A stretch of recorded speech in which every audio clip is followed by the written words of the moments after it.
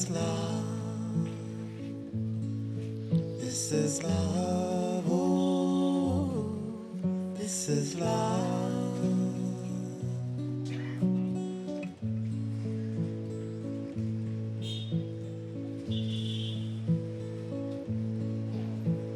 Come to the highest point of the mountain at the earliest possible moment. Come to the highest point of the mountain at the earliest possible moment. The Lord is here. This is love. The Lord is here. This is love. This is love. This is love. Oh, this is love.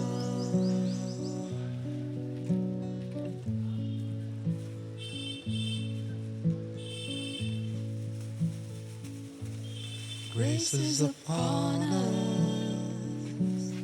Open your heart. It is done.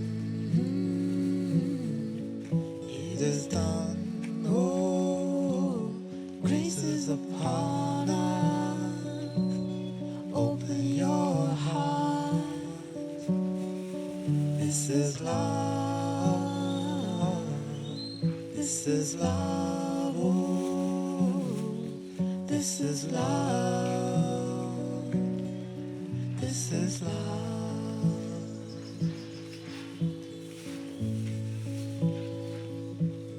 Grace is upon us. Open your heart. It is done. It is done. Oh, grace is upon us. Open your heart.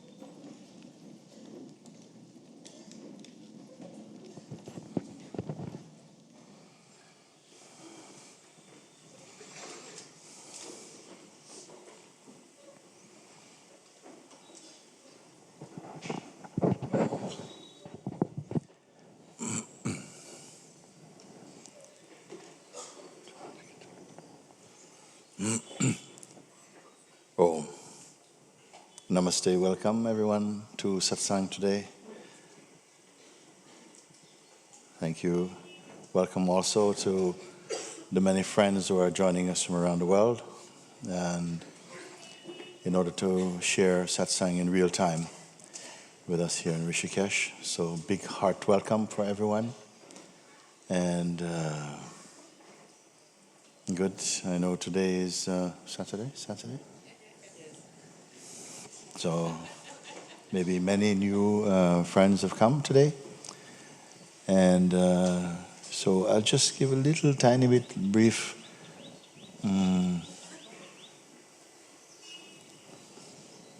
synopsis maybe of what we are doing here in Rishikesh. Because so many people have been watching Satsang also via YouTube and other sort of media, and have come to be aware of these type of satsangs for many, many years. The mainstream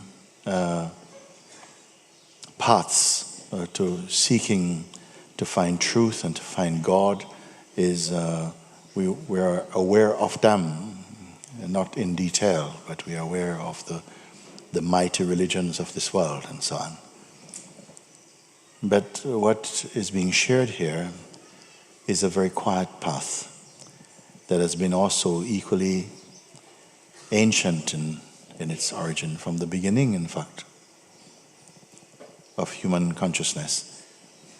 This path, direct insight into who we are, our timeless existence has always existed. The path also, this understanding, but it has not been so broadly known or accepted because for the vast majority of human beings, we are deeply in a state of deep conditioning whereby we believe that we are fundamentally our bodies and the intelligence inside the body, which has been limited in our perception to be merely a person, which is a very limited form of consciousness. We are much more than what the term person imply, because a person also is not a fixed state. It fluctuates a lot, it's changing a lot. You know by your own thoughts,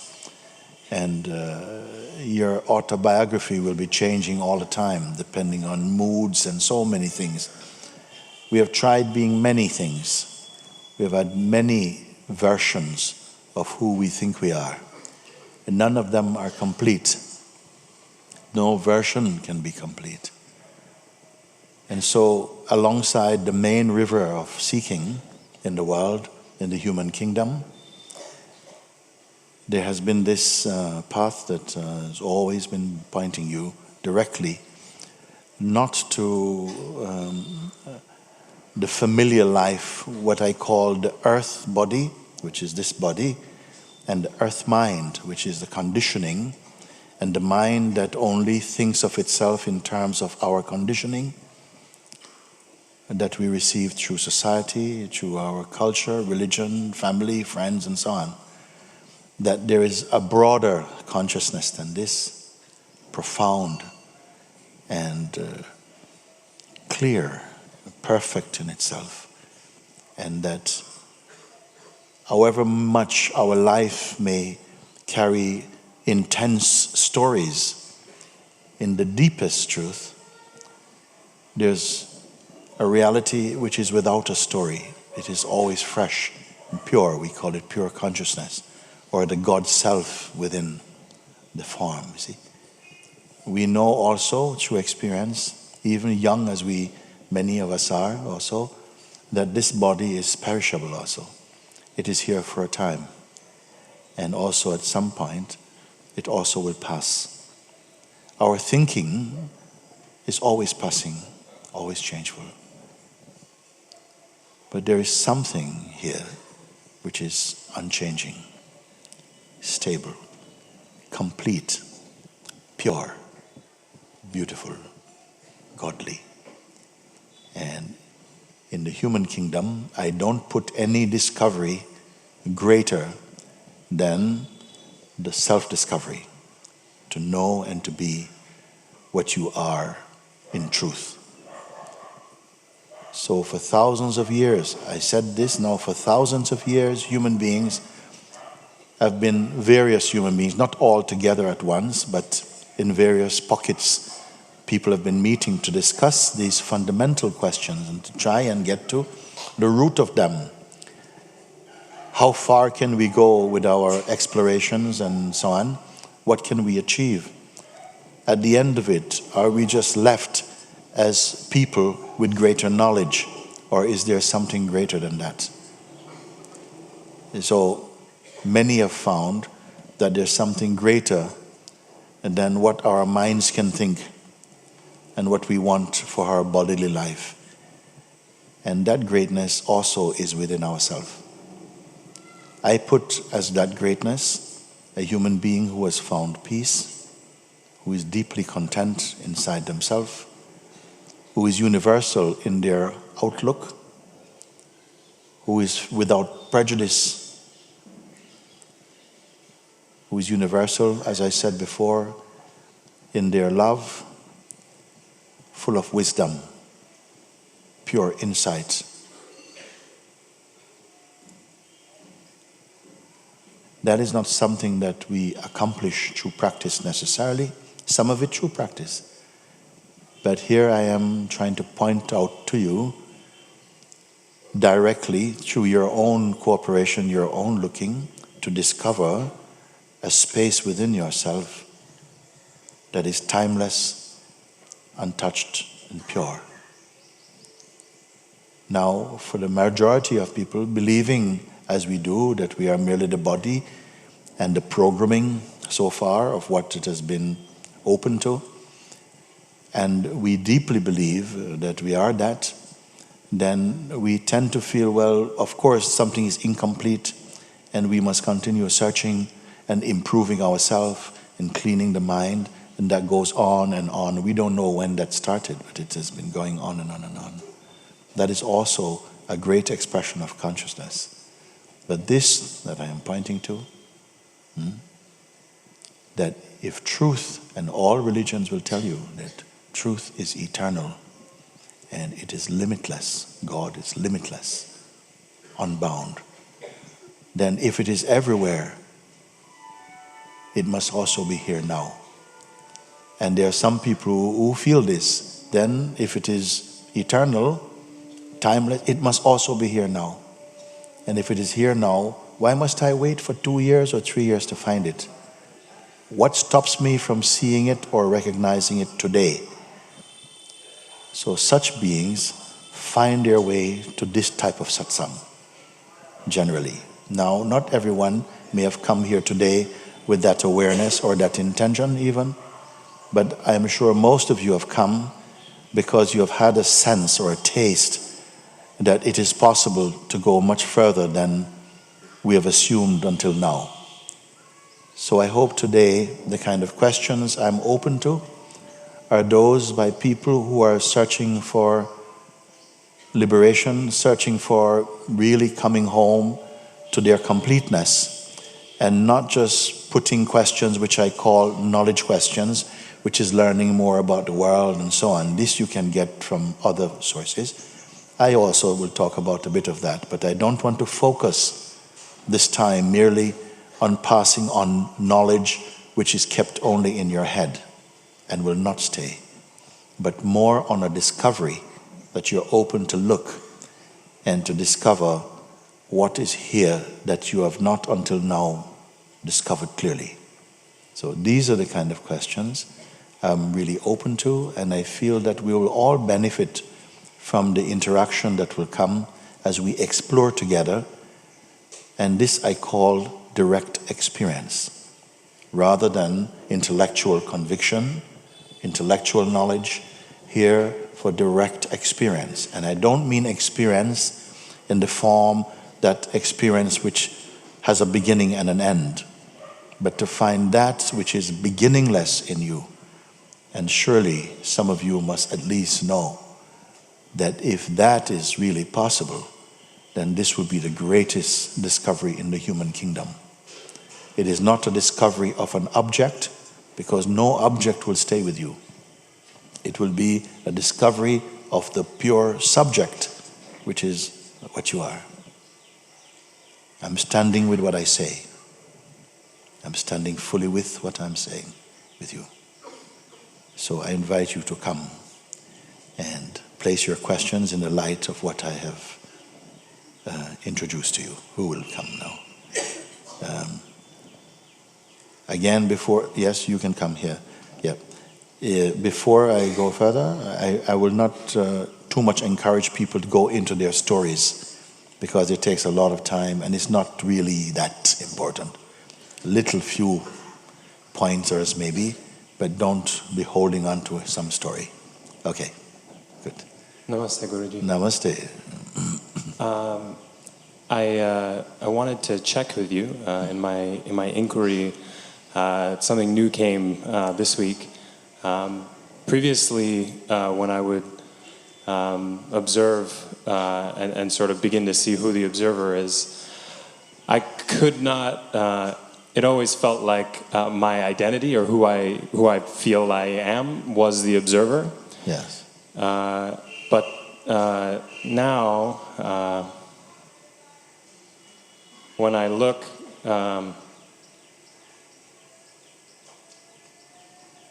there's. It feels like the identity is something that's picked up, like another thought. So when I look to see who's observing, there is a moment or a space where there is only looking, I guess you could say. Okay. And then I look to see, okay, but where is my identity still here?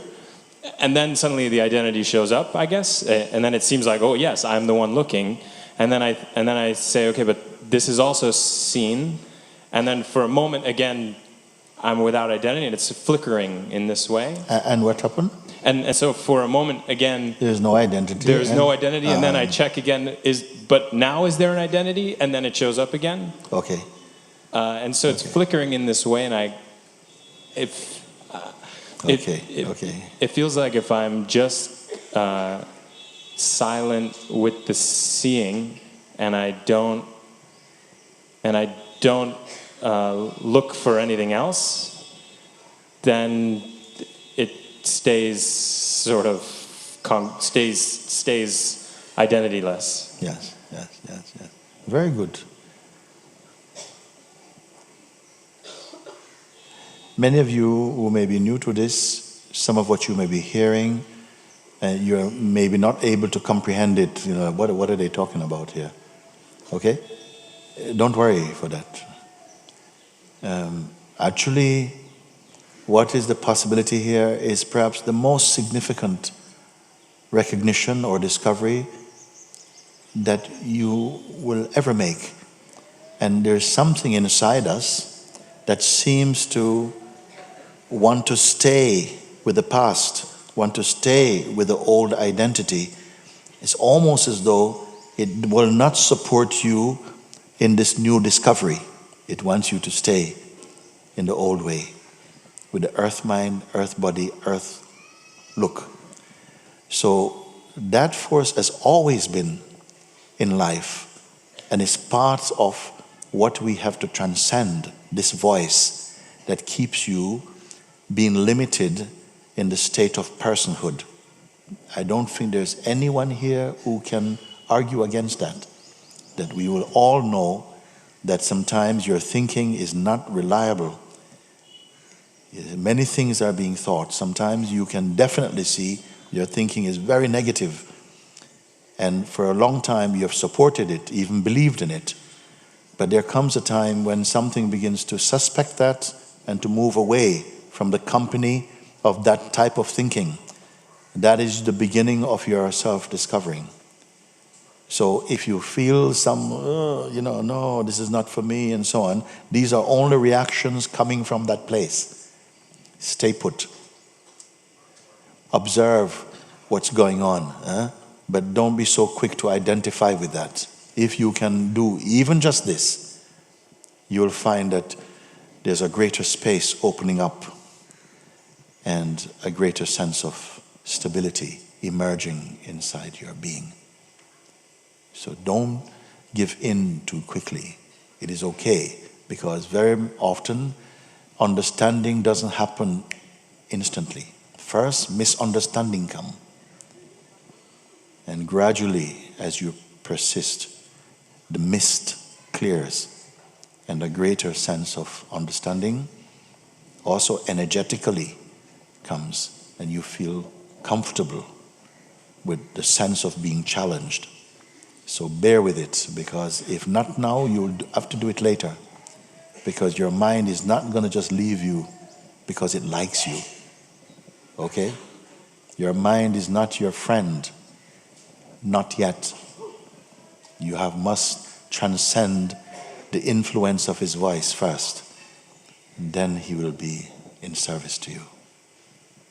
So, coming back to what you say that as I try to observe, and observing is one of the great steps you will take, because when you observe, you begin to recognize the difference between yourself and your mind.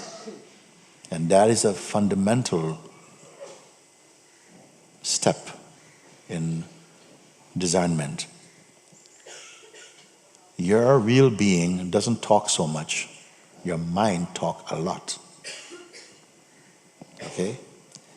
And something is listening a lot. And if the talking and the listening go together, there's a mess in your house. Okay? You have to be able to notice that sometimes there's mind chattering, but you are just aware of it and don't identify with that, but stay mostly as the awareness of it, and it will not catch you. If you go to it, you're pulled into some kind of storm, and you'll not be able to hold your peace. It's happened not once or twice, but thousands of times it's happening. Today must begin for some of you to begin to conquer that habit and to change things around a bit. You say, as I begin to observe, I used to think, you say, that, the observer, this position, was what I was. But gradually it came that even this position that I felt so comfortable that I was looking from, itself can be observed. This is a great step. So as soon as it is realized that even this idea of myself is not a fact, it's only an impression, then that sense of self become observable like other things you can observe. But at that point, you are still here, but without identity. And the first time we experience our existence without the usual identity, it is an amazing moment, because you are, but you're without story. And you're fresh. You're in time with the universe. The universe does not need to be a person. It played that for a while. But as soon as that experience happened, some fear came. Like, whoa, where am I? What's happened? Where's my story? Where's my context? And it seems as though that reaction brought you back into the body. And then for a moment you feel, oh, thank you. And then, oh, wow. What would have happened if I had just left it? Would you have simply, ping, vanished from the universe? Well, not quite like that. Not quite like how the mind fears, because the mind interprets this type of transformation in a very negative way. Like, look, you don't exist. You lost your life, all your context, everything you've worked for, down the drain. You're finished. You're nobody. And there's something in our programming that is very deeply afraid to be nobody. But experientially, when you are somebody, you're quite limited to your somebodyness. The great seers, the great masters, whether it is a Christ or a Buddha or a Krishna or a Prophet Muhammad, they have gone beyond their somebodyness into the space of pure being. In the space of pure being, you are without boundary. The person always has a context. They have a definition, and we are proud, we feel safe within our little definition.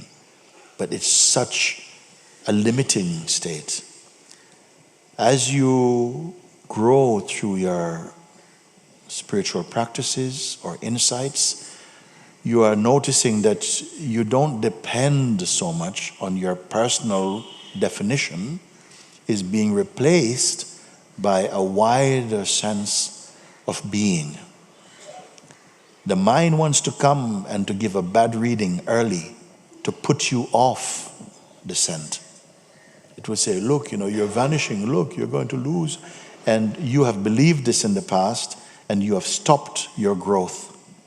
You have stopped your expansion. You have blocked your realization out of fear. Because fear is one of the great things that we respond to. But also love is one of the great powers that we respond to also. And sometimes it seems like there's a battle between love and fear and trust and selfishness and openness and suspicion. Like these conflicts seem to happen. But I want to tell you that love does not fight. It simply exists. And in its light, whatever fight against it loses. It's not there's a battle between love and hate. It's the hate that is fighting. The love harmonizes, it heals, and it supports true growth. You again come and you say, for the moment, I felt without the context of my usual identity, and fear came. And that is an instinctive reaction. It is a reflex in the human psyche that without identity, something feels, where am I? But that reaction was also observable. But what happened, the fear was so strong, you forgot that you could observe even that. And that became the reaction, and then somehow it felt like it re-embodied you. No big deal. It's not a big deal. Because many people, they think, I made a big mistake. What have I done? And so, no, it's okay. Okay? It will come again. It will come again. Perhaps that was what you were meant to experience for now. It whetted your appetite and gave you a glimpse of the infinite in yourself. You see? So now again,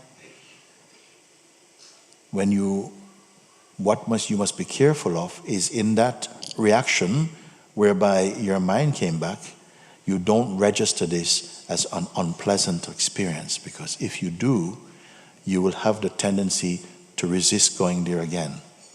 You see? So these are just sensations occurring in consciousness. Nothing really has gone wrong.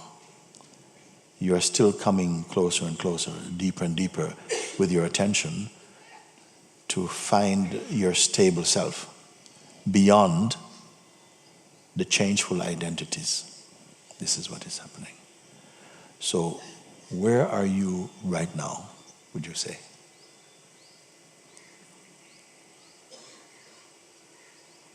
As a general assessment of what you have reached, you have understood now that the old position that you are living from actually is not so stable, and it is observable. So the moment that is seen, a deeper consciousness is prevailing, you see? And you're in this new place now. But the tendency here is that you feel less of a story. You feel less as a concrete being, and more spatial, more spaciousness, more lightness. You're not just flesh and blood anymore. It's like you're sharing in two dimensions. You have the sense of your bodily existence, but there's also a more subtle consciousness in which the body life is being expressed. Yeah, it's if I think my mind wants to have a sense of getting it, and so if I shift to the observer, there's an automatic moment of, okay, did I get it? And then the mind comes back.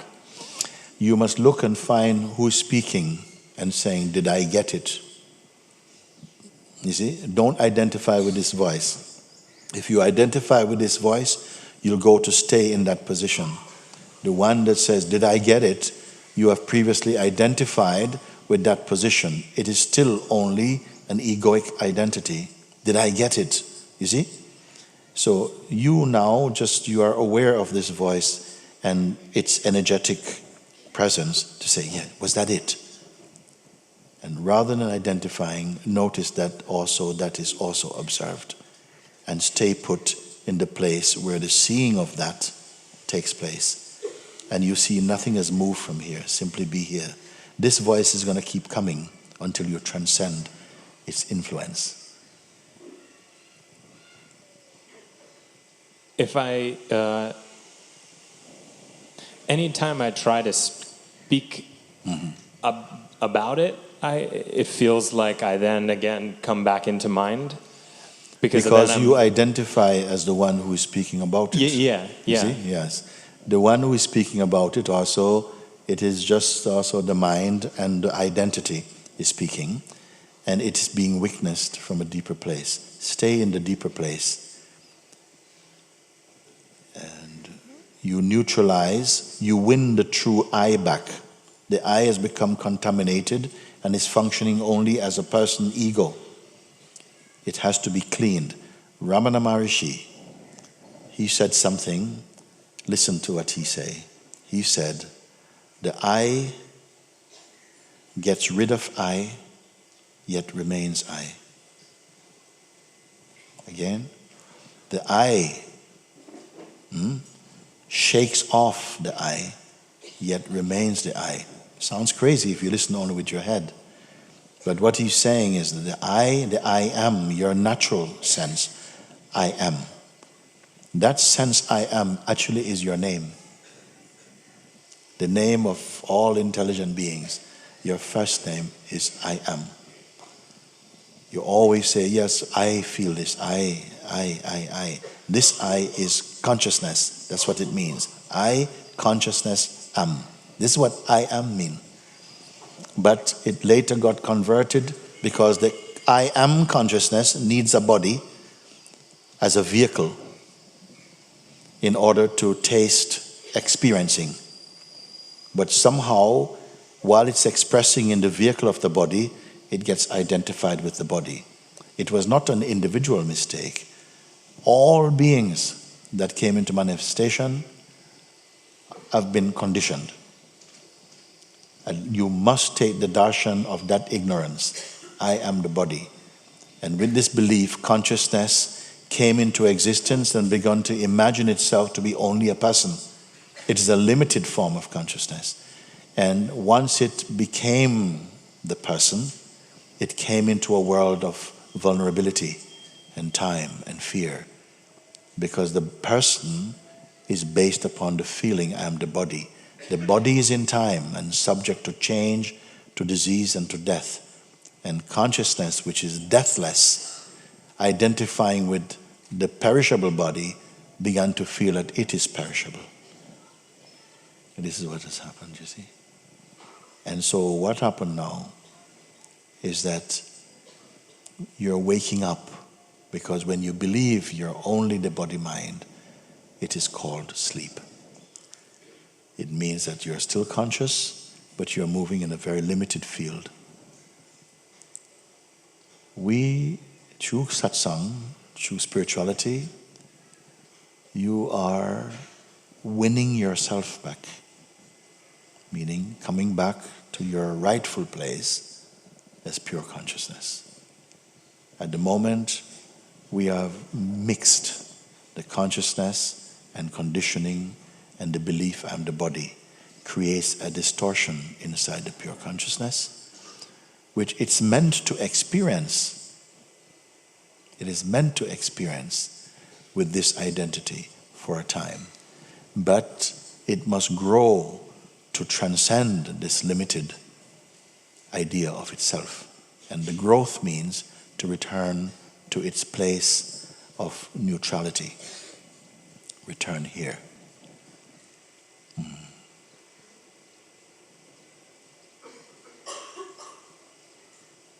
Now, I don't know how much these words are entering into your deeper consciousness. What I'm not telling you to do is to get busy and start to work and change and do this and fight. No, but in understanding, and as you're understanding, it is clearing out the untruth. That is the purest sadhana. That is the purest spiritual practice, is that through understanding, misunderstanding is thrown out. And when misunderstanding is thrown out, when the lie is thrown out, you don't have to go and find the truth, because the truth is unveiled when the lie is torn off. And that's what you are experiencing, with your life becoming more peaceful, more happy, lighter, more intuitive, more spontaneous. Many people are thinking their life rather than being. But when you come into greater understanding, when you remove misunderstanding, your life is flowing spontaneously. Of course, you will use your mind for some practical functioning, but these functioning, they will not disturb you.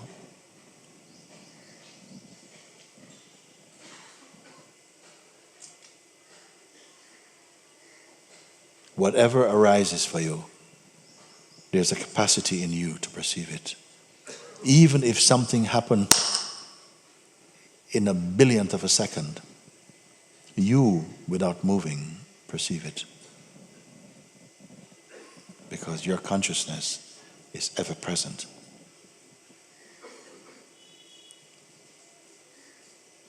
You don't have to be moving with the speed of the mind. Mind is restless, but you are still.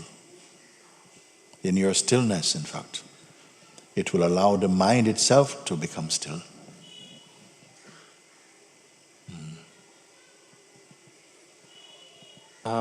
Last thing, my only, I guess, wariness is my mind tends to want something to do, or want to practice, or it feels like, Yes. like I, so my feels like I need to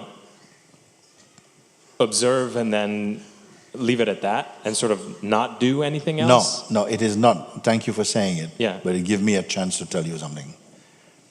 Don't feel that by realizing yourself, activities stop. Activities are not in conflict with truth. But the activities that are born out of the restless mind don't bear good fruit. The activity which spins out of your cosmic life, that is your true activity. Sorry, so I guess I was thinking in my seeing, I guess traditionally or previously I was seeing and then continuously checking to see who the observer was. Yes. And it feels like now what I feel to do is to just see. Okay.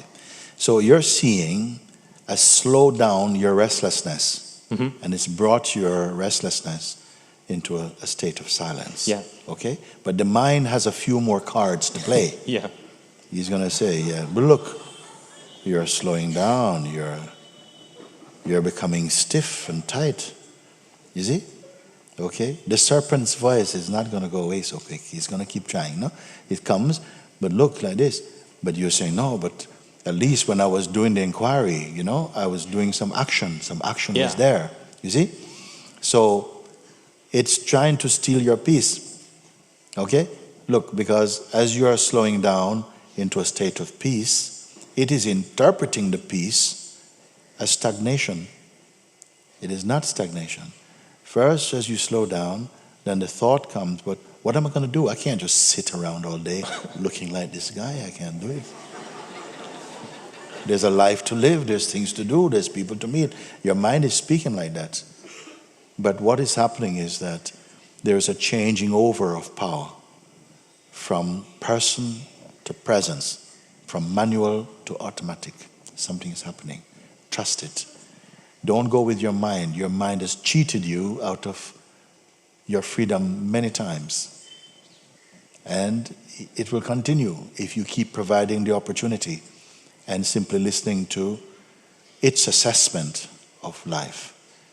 So you stay here and enjoy your silence for now. If something needs to be more dynamic, you will automatically begin to feel the energy waves of that you want to do something, I need to go. That movement is coming from consciousness, and it will supply the vital force to do whatever it needs to do. And you will never be in a greater synchronicity with your activity than then. Whatever you will do like this, you will feel grounded, you'll feel harmonious with it, you'll enjoy that. Before, we're living a life with a different master, a slave master, because your mind got you running about like a headless chicken. You don't want to live like that. There's a life that is in affinity with what this body was made to do also. You may think, no, but I like the freedom to choose. But actually, when you're in your harmony, you don't even need to choose. Everything is right. When everything is right, when everything feels harmonious, the need for private choice vanishes because you are in synchronicity with life's flow.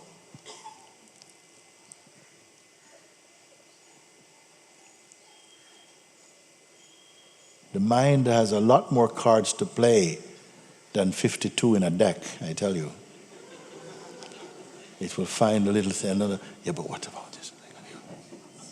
It will have as many cards to play as you have interest to give it. But as soon as you are discovering the power of your own presence, but still something has, you still listen to a bit the voice and the fantasies and the dreams that you used to hold on to in the mind, and it says, but what about this? And it will dress up some old corpse from the past and present and say, look, and think, wow, that's beautiful, and game of transcendence. Game of transcendence. And for a while, you'll go and bite the apple and you'll go to sleep for a bit, but not for long, because it's going to taste bad in your mouth. It will taste nice at first. Things have a way of tasting nice in the beginning. But your being does not go through that kind of confusion. Life is free. I'm not trying to turn you into some, bishop. I'm saying the life also is fun. God has fun. Not tight, squeaky. Something is very spontaneous existence, very open. A being who is free, who has found himself, is not tight and rigid. On the contrary, they're very flexible. They don't own any particular perspective that they defend. So their minds or their consciousness can enter different forms or expressions of consciousness and understand them from inside themselves. They want nothing. So they are free. And also, a free being cannot be offended. One who is liberated is not offended. And also, you will know when you're in the presence of them. You can say anything. You can do anything. You can drop your pants, show their bottom, nothing at all. You're not going to, how dare you? Do you know I'm a holy person? No. He's like, you can do whatever you want. Because they have transcended that type of state, those states. Who am I speaking about? You beyond you. You beyond the limited facade, the mask of personhood that we have been wearing for so long. But in satsang, this mask becomes biodegradable. And it is simply vanishing.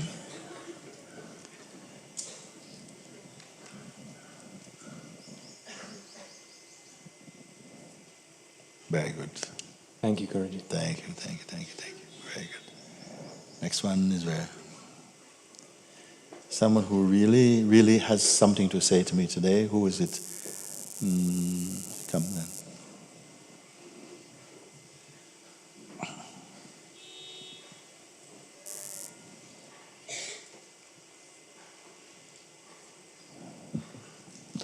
Namaste, Moshiji. Namaste.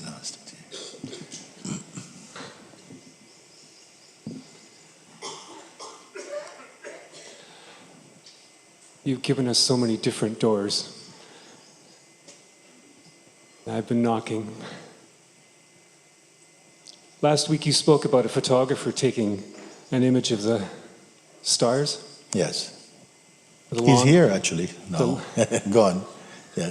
The long exposure that gives us Yes. the disc Yeah. of stars in the sky. And I was really struggling, and then that came to me. And I looked, and I saw every heartbeat, every thought, my children, every excitement, every disappointment was all charted there in this disc. I thought, oh, good, because when I look to the center, then I'll find the true me.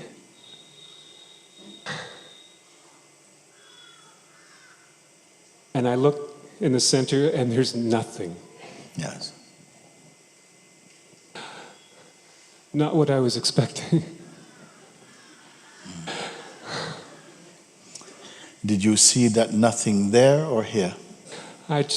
There was just nothing. Nothing.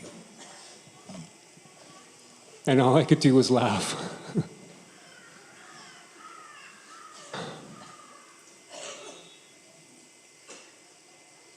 And I thought my true being should be there. God should be there.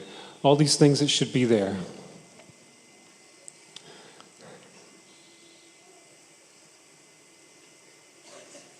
And in my release and my joy, I realized that we put a God there. And that God is just a waiter in a huge restaurant. And we're looking at that God to get his attention and ask him for a separate bill.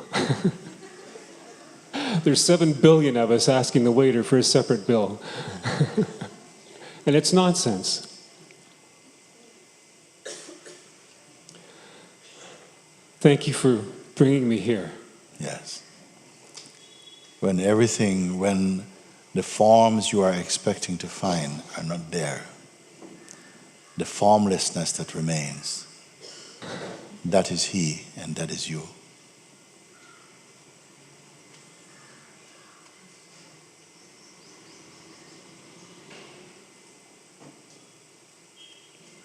That limitless, unbound space and joy, that ineffable, unspeakable, unborn, that is the center no one can see.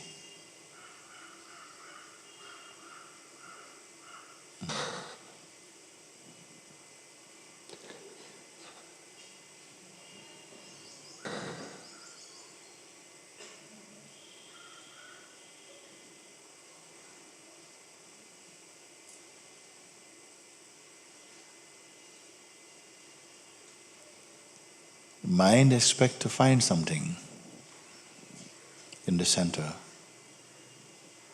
and it's looking. Like they say, you keep peeling the onion layer by layer, but when you come to the end, to the middle, there's nothing, there's no middle. It is just space. And the onion of your own identity and conceptions are peeled away, and at the center, you say, there's nothing.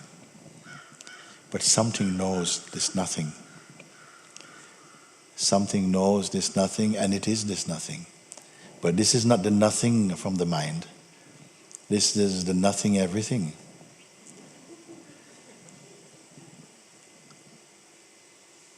So I am inclined to ask the beings, so here, are you empty or full?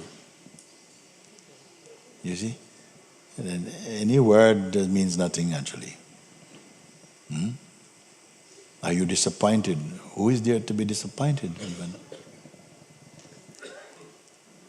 But what remains, or what has been unveiled, is like the invisible is unveiled, if I can put like that.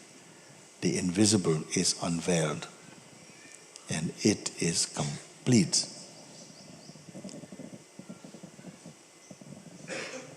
It puts an end to every sorrow, to confusion, to enmity, to selfishness, to fear. Everything vanishes in His presence.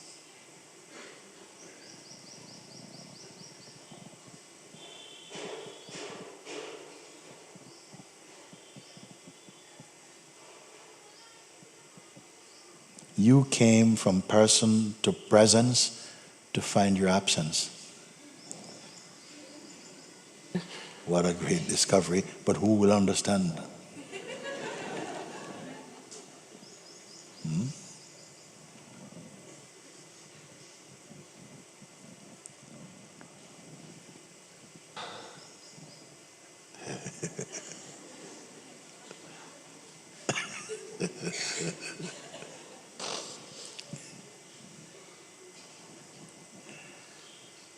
Thank you. So beautiful. So beautiful.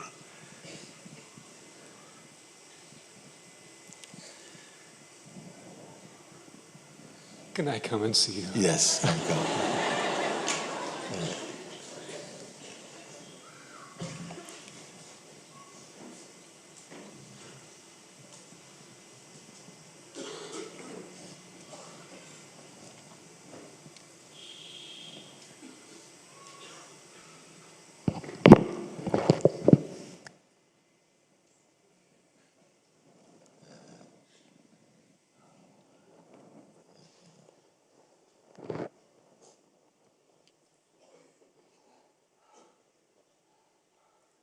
So great, so great.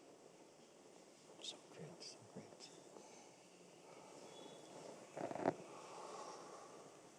So great. So great, so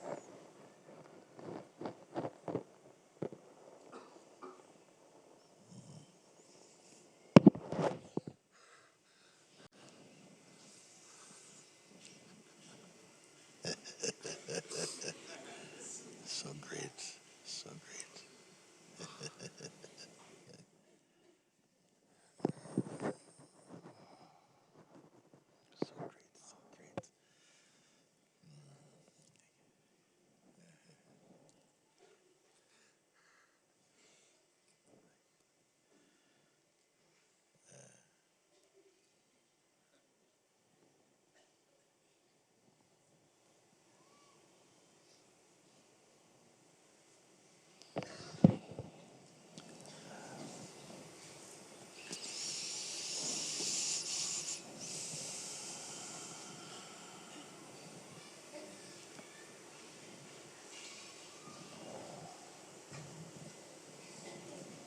You can come.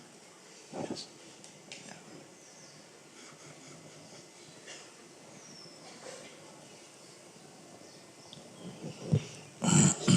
I just wanted to change the level a little bit for a second.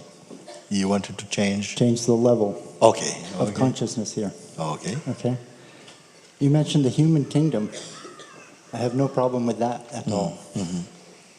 I just want to add that capuchin monkeys, the cows that wander the streets of Rishikesh, the porpoises in the sea, starfish, even the bacteria on our body, they each have their own kingdom.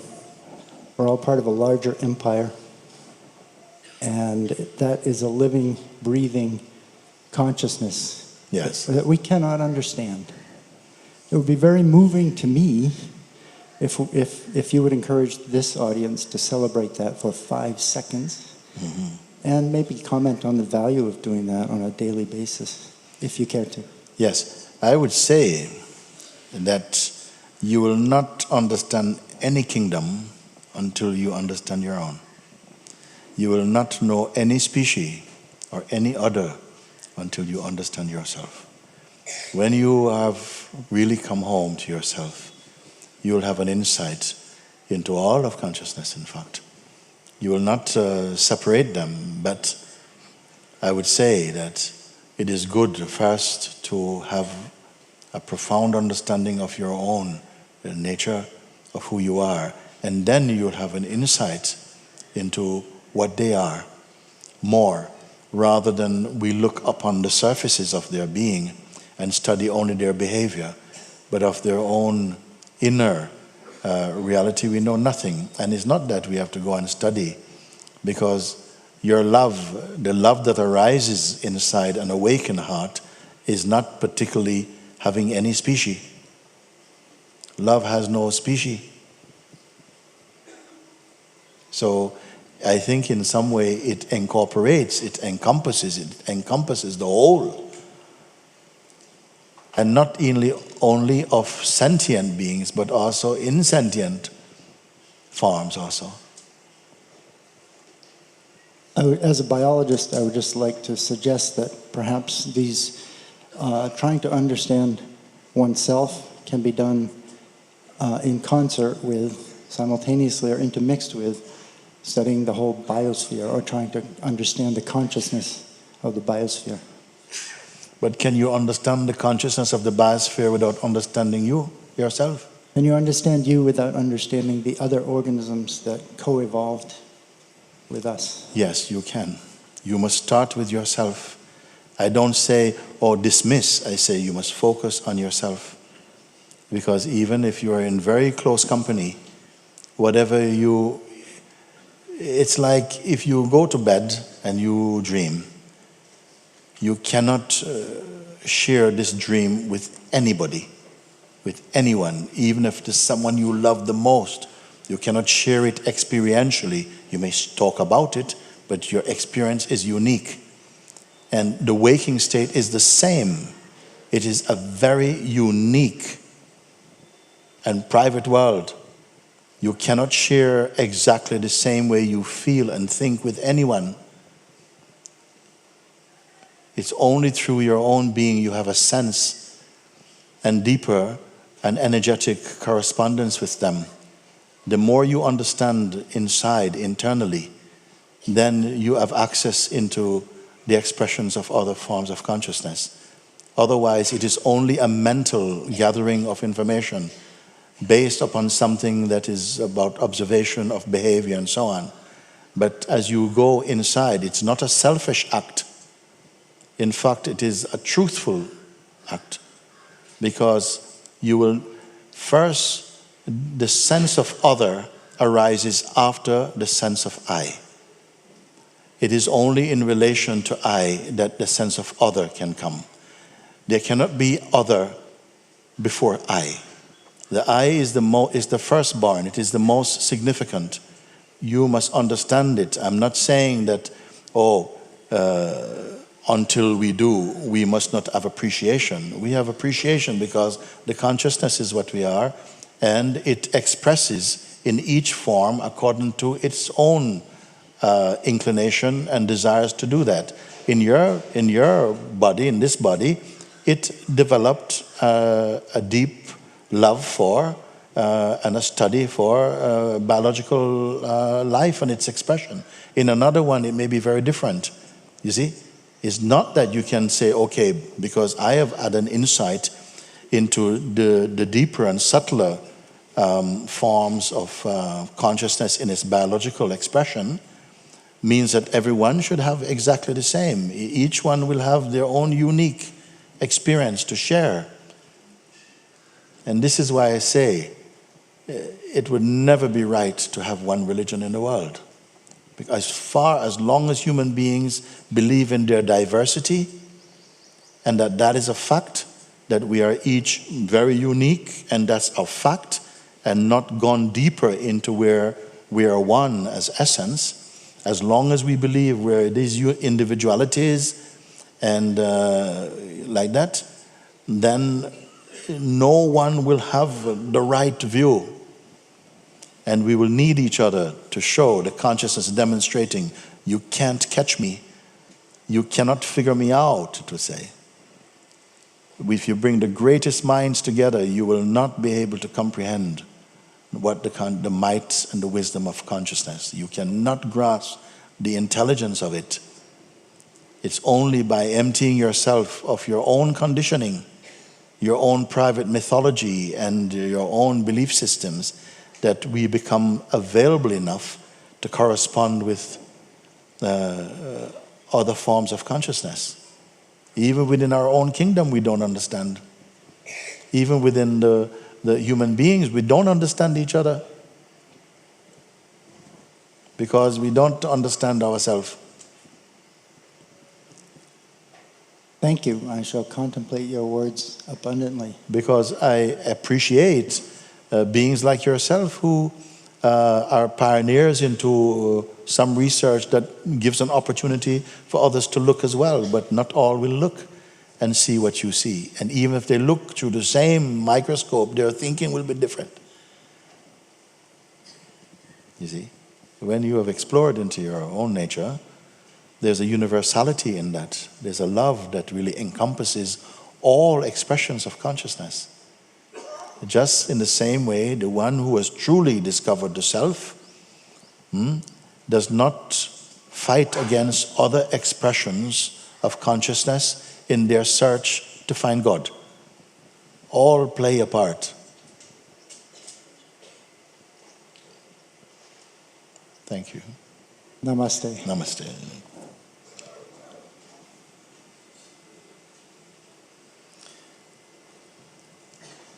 Why is it you two? We're looking at something you two. Okay, you come first, you come. Go together and let me see what happens.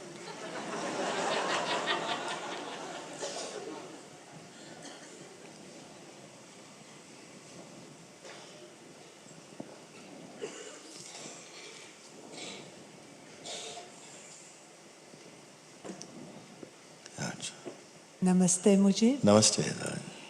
I'm here just, I don't have question. I want to share what you said this morning. You said that you asked to us today and this time, this is the time and this is the space, now. And now, although I am shy, I'm shy to share that since I've been with you, there is a tremendous unfolding that is at the same time very simple. Yes. Very simple.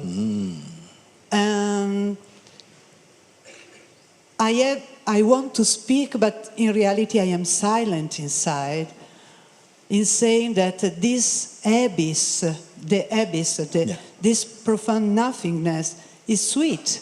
Yes. It's so sweet. Yes, very sweet. And it keeps getting sweeter and sweeter. Can you imagine a fruit that is sweet and just keeps getting sweeter and sweeter? You think, okay, now it's peaked now. It's just super sweet. And it keeps getting sweeter, but not in a disgusting way.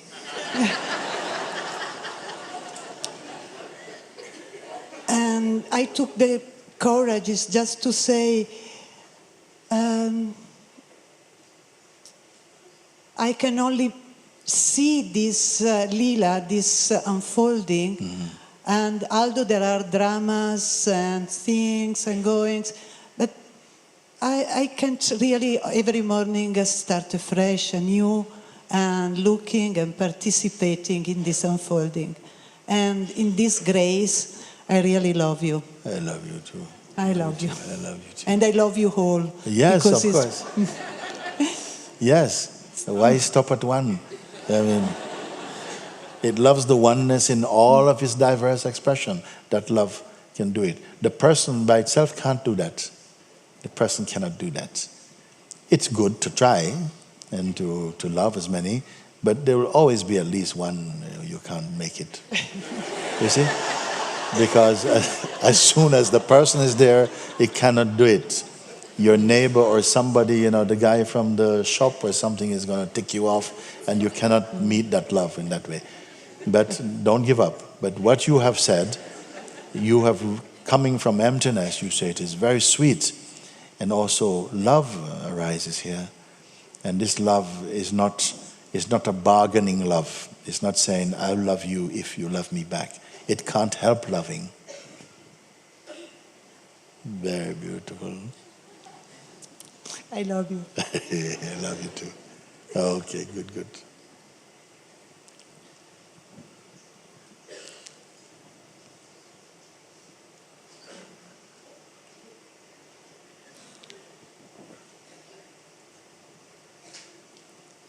Namaste, Muji. Namaste.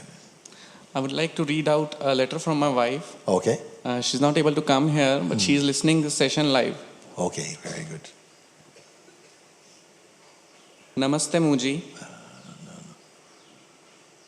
A little down. It is down. Thank you. Thank you. Very good. Okay. Namaste, Muji. Thank you so much for every answer you gave me without question. I feel a boundless connection with you whenever I see you and listen to you. I am not stable, but whenever I feel nothingness, that is, when there is a knowing that I am nothing, I feel most blessed and contented. My conditioning about life and the characters, roles designed in the society makes me miserable, and I get confused with my being. There are certain complexities which makes me dull, but after listening to you, I get that understanding it's all my mind. That pulls me towards sadness and misery. Otherwise, life as is beautiful. Can you please guide me? How can I stabilize in the truth? Thank you. Very good. Thank you. Actually, this feeling of stabilizing in the truth, actually, should not be difficult for her based on what you have read and what I've understood, because she's already seeing that when her attention goes to the mind, and especially that aspect of the mind, the psychological aspect, wherein the deep conditioning and what society has somehow conveyed and the pressures to be a certain way and so on, she says she's deeply unhappy, as many people are, you see, because it cannot cater to each individual need. So we have broad expressions of this is right, this is wrong, you should be like this, a woman should be like that, a man should be like this, and so on. And people try to comply with this, feeling that it will guide them to a more balanced life, or they at least will be accepted by others. But as you go more deeply into beyond the surface of this life, and as she said, something recognized immediately, that where my words were pointing, she found a deep silence and a great emptiness. And she could allow herself to be empty of all of these pressures and all of these concepts. Then she found she's profoundly happy. Sometimes people come and they say, thank you, Guruji, for allowing me to be nobody. Thank you for allowing me to be nobody. Our societies has never told us that it's okay to not be somebody. It takes a lot of energy to keep being somebody. It takes no energy to be nobody and to be yourself. Because the self is not a performance. It is not out to impress people. It's not out to be accepted. It simply is happy in its own being. And this is the proof, in fact, that our egoic identity is not true. Because when you are a person, we are always psychologically self-conscious, which is not the true self-consciousness I'm speaking about, is that you're conscious of how you behave, of what others may think of you. You're trying always to try and be interesting and to be, educated and to be somehow admired, and a fear to be rejected or criticized. So it's a very, very, I would say, volatile field. It's not a stable field, and we are very uncomfortable with it. And whereas for one who is established in the heart, they have no trouble to be with others. They don't get pulled into personhood. Most of us, I feel, we are suffering from a state I would call person poison. Too much person. Too much having to be somebody. Too much. As soon as someone looks at you, it's like they might as well put a camera to you and you start to behave all kind of, to try, and then somebody's telling you, it's like telling you, act naturally. If someone tells you, listen, just act naturally, what is that?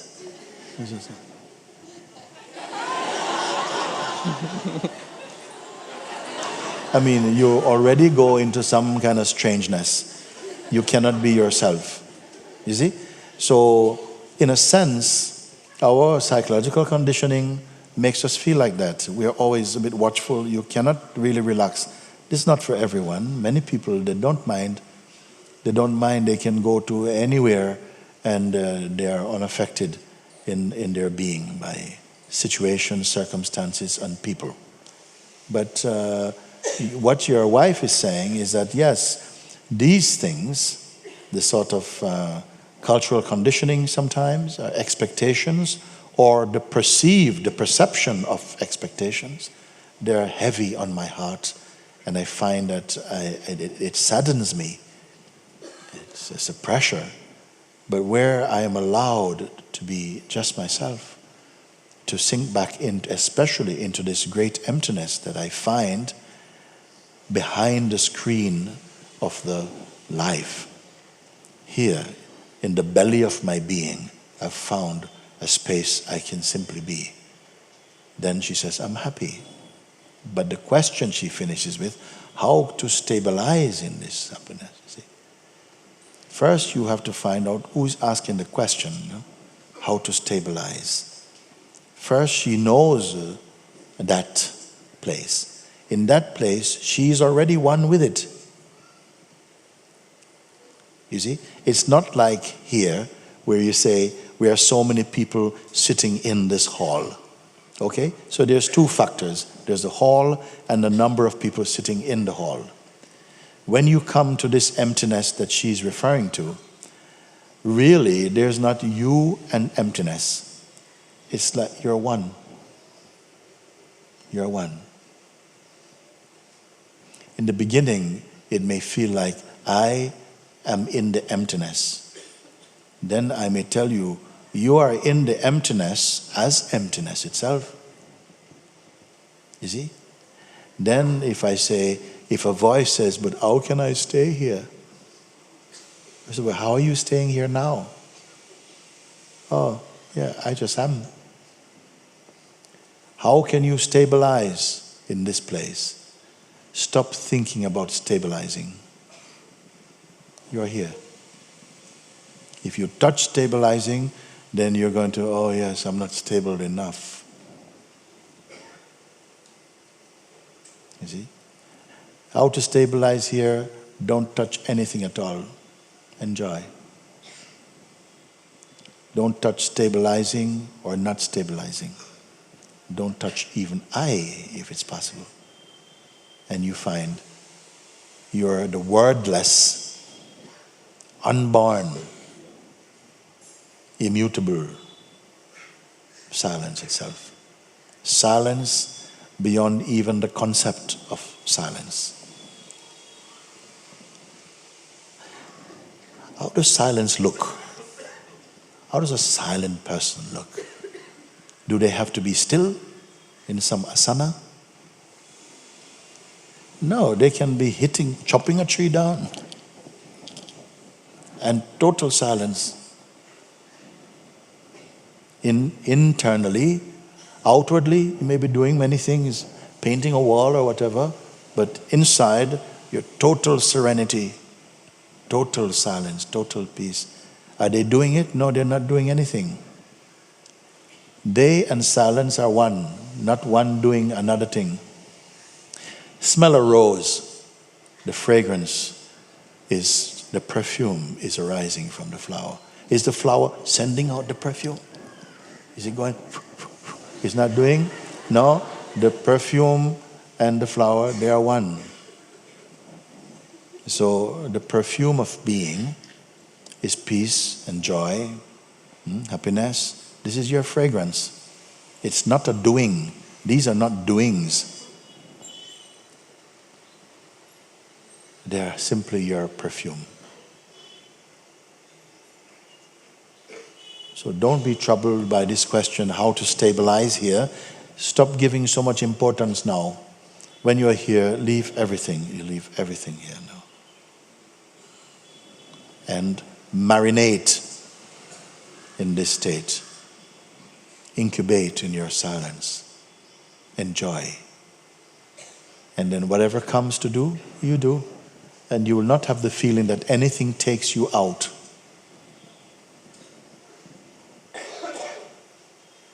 Suppose there is a house, it has a bedroom, kitchen, bathroom. The space is just one. But the mind says bedroom space, kitchen space. Does the space know it is kitchen space? Does it know I am bathroom space? And over there, that is the bedroom space. Does space know this?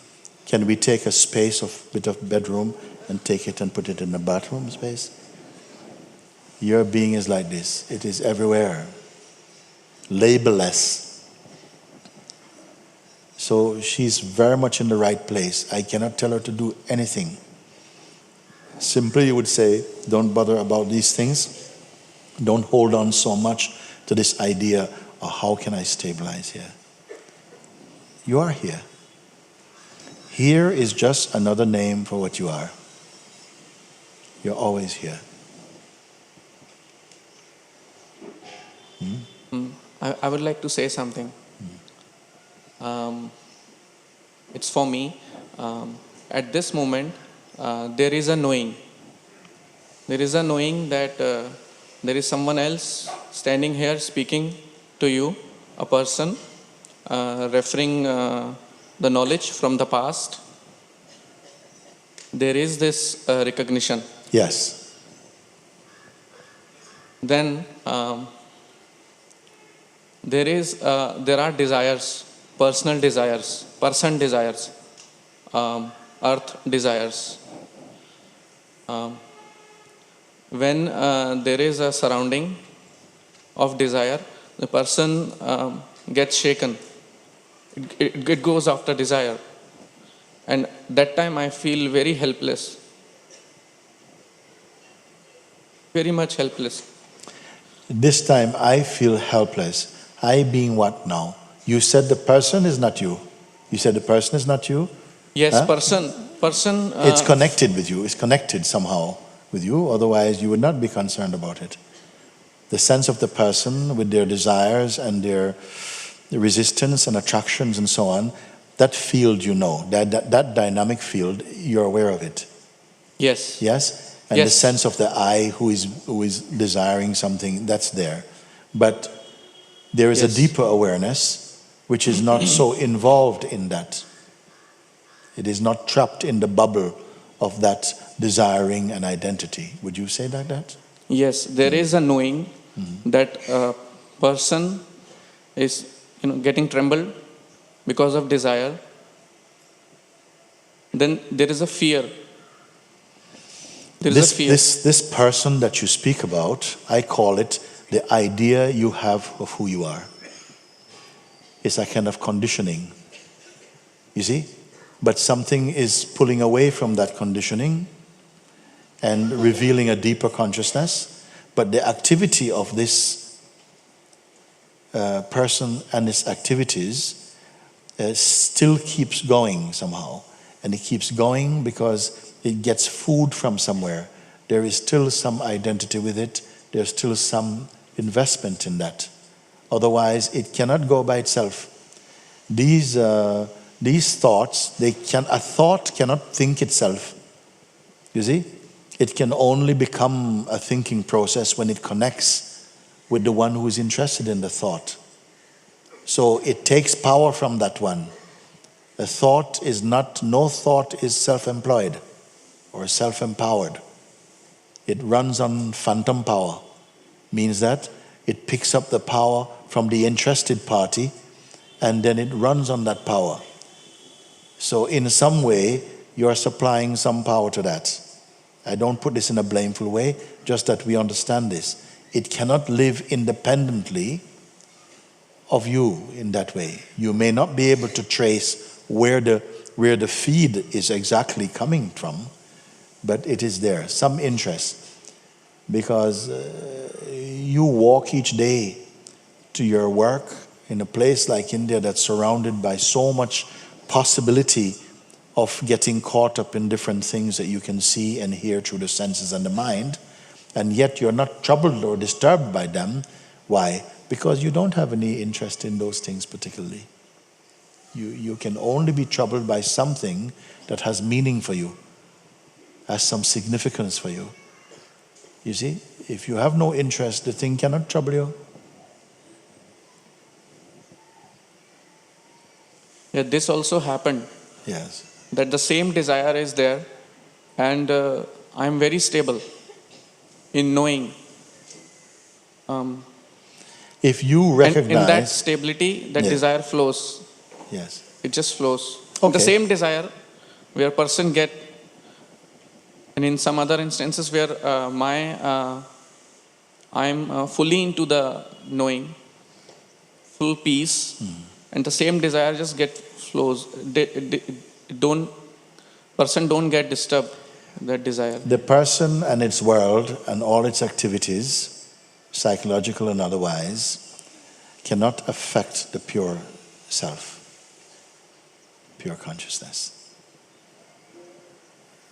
In fact, as you begin to recognize more deeply your true place, then the pull to be in the noise of personhood becomes weaker and weaker and weaker. Yes. Because it cannot supply the joy or promise the joy, fulfill the promises of the joy, as your natural state is already complete. It doesn't promise anything. It is the joy. You see? As soon as you are back in the taste of your real self, lesser tastes will go. You will not give much energy to them because you're again in the source. Yeah. Thank you. Very good. Very good. And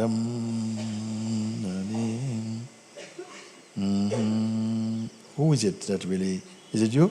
Okay, come and.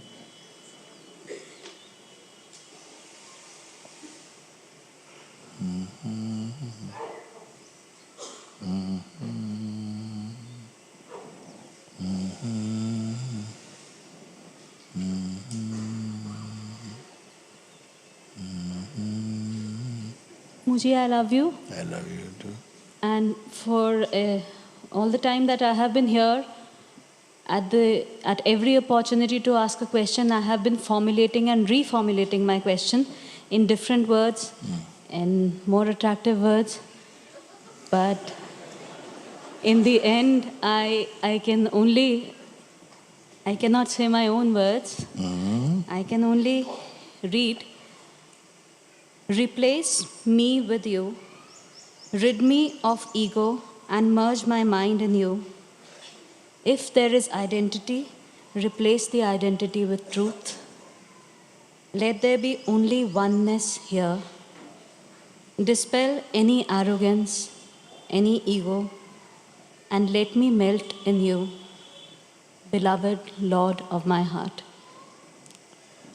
That's Please make sure that this person, please make sure that this space stays even after 20th of March and 20th of July and 2020 and this space. It's true, it has no sell-by date. It is always, it is referred to as the timeless, not even eternally, timeless even. So it is here. But are you here? You must love it so Right much now that I'm you not disappear. here, but when I go back, I collect pieces of myself in the evening in the chai shop and then come back. You have some special abilities like that?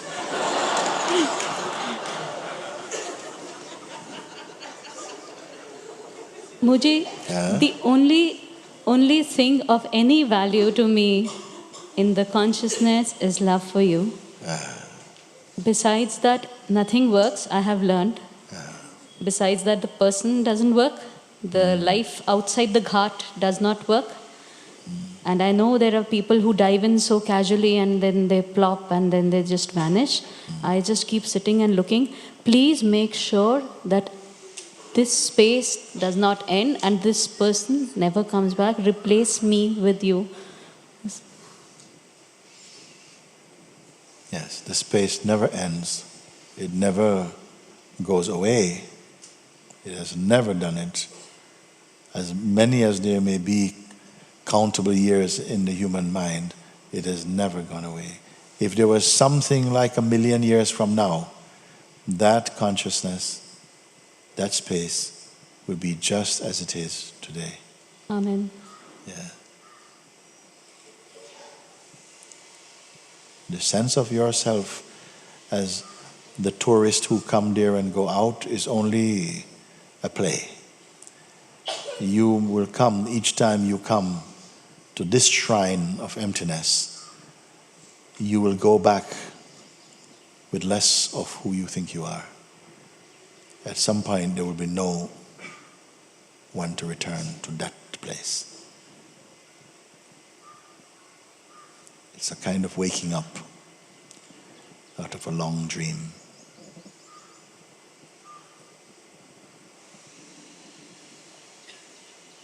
Now, I want to say something because a few days ago I had the privilege to speak with some of the people who were eating together, and I talked a little bit about it because some people imagine that it's like if you awaken to yourself, it will be like an amputation of your old identity or something like that. So I felt really compelled to share something. Many years ago, while growing up, I studied martial arts, for instance.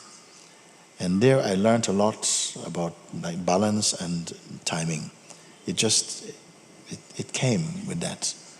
And also for many years, I enjoyed painting and drawing and designing things. And as a painter, you learn to look at things in a different way.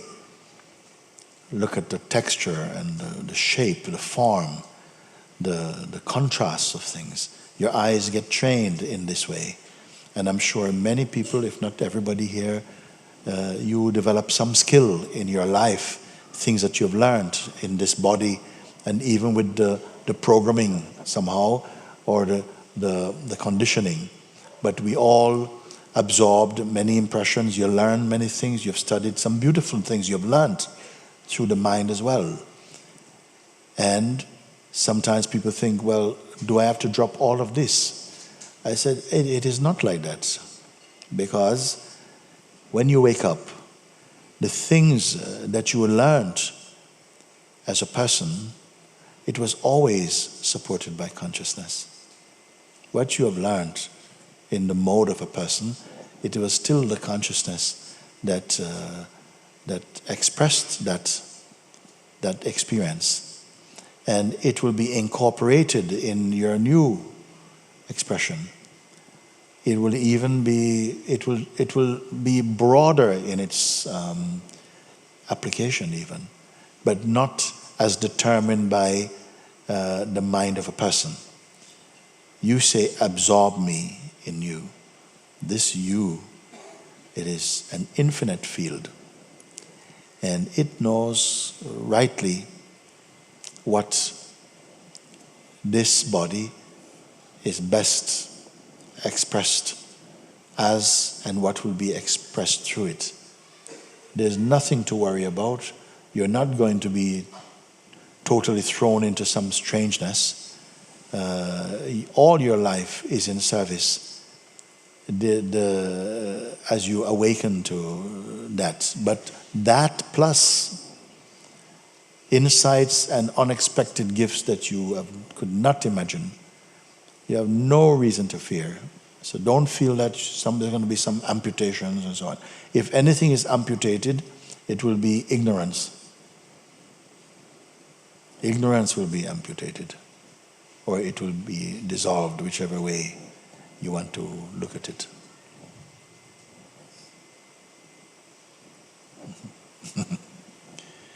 Yeah, I love you. I love you a lot. Yes, I love you too.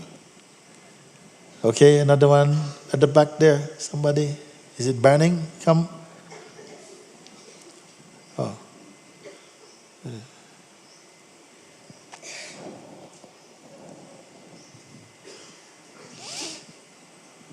Were you talking to me?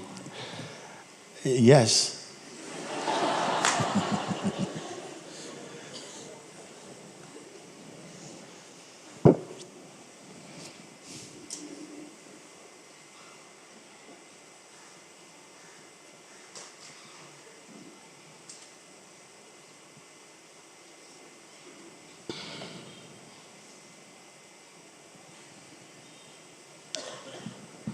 I just really wanted to come see you, like, to come closer. Yes.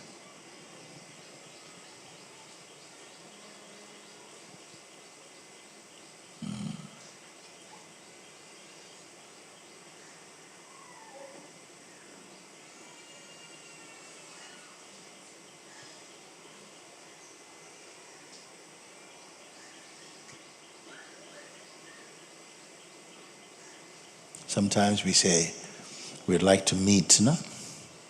We want to see you, want to meet you. But also, greater than merely meeting, why not be one with? This is also beautiful. Yeah? Meeting is still two.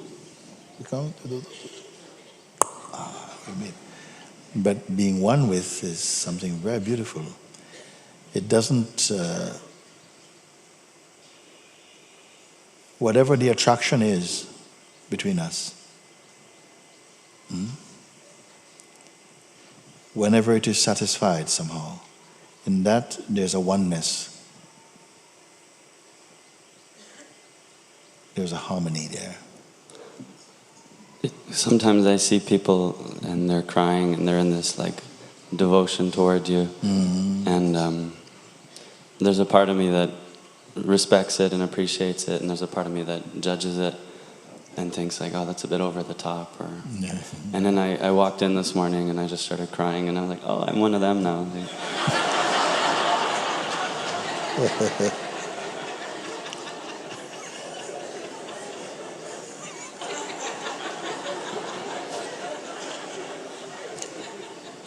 Because I saw there's a woman that begs on Lakshmanjala Bridge, like her legs are sort of bent into her body, and I saw her come in, and it just broke my heart in a way. What broke your heart? Why broke your heart? Because for me it was pretty easy to get here. And she had to, like, I don't know how she got here, but... Yes. This is true. And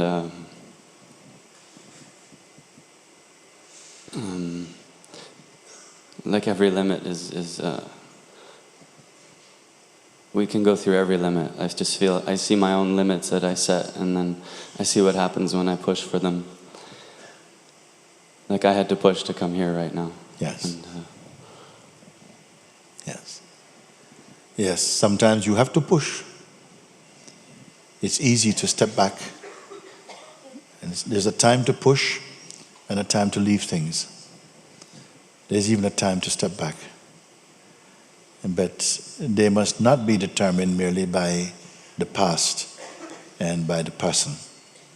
Sometimes you are there and you know, like, I want to speak, but the mind starts to put conditions and you push through them.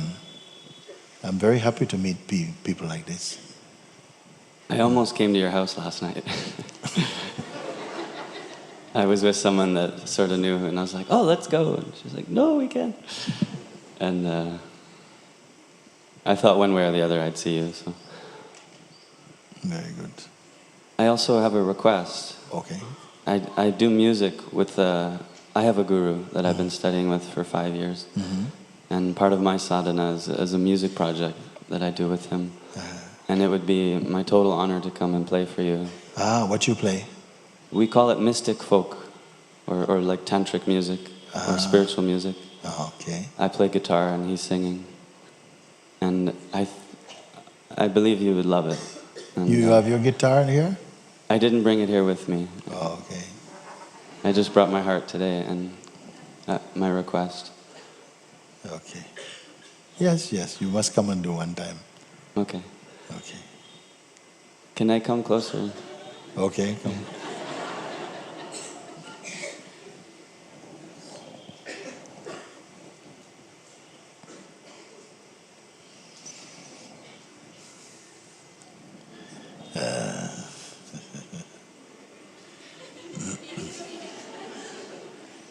You are one of them, aren't you?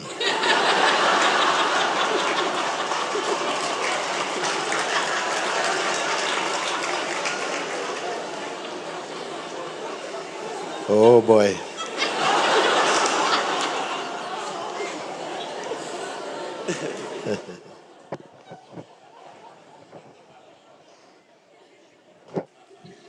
Very happy to see Nice you. to meet you. Hi, same good. Same for me.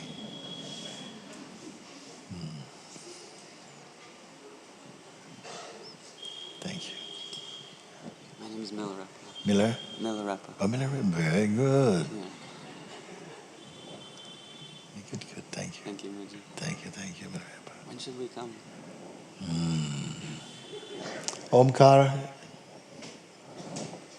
Omkar, she's going. You will speak with her because she arranges these things, and yeah. Thank you so much. Thank you. Nice one. Very good. I give very good foot massages if you want. Foot massage? Yeah. Okay. My guru trained me. So. Yeah. Okay. But then you have to see Shri. When she's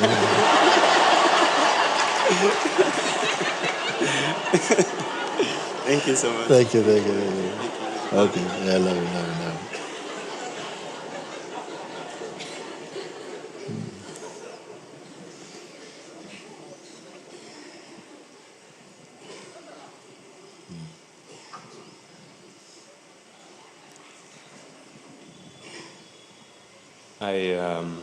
I just felt an immense burning to come.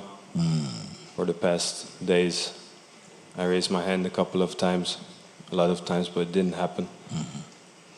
Which is perfect, but it forced me to surrender even more. And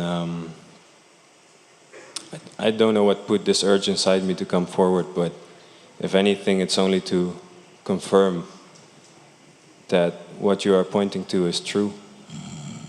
That I've found that in myself, and that it's very simple, very easy. Yes. And that's got nothing to do with me, in fact. And that's also something I'm very happy for. Very good. Yes. Because I am very happy to hear the beings coming and saying, it's true. Not just looking.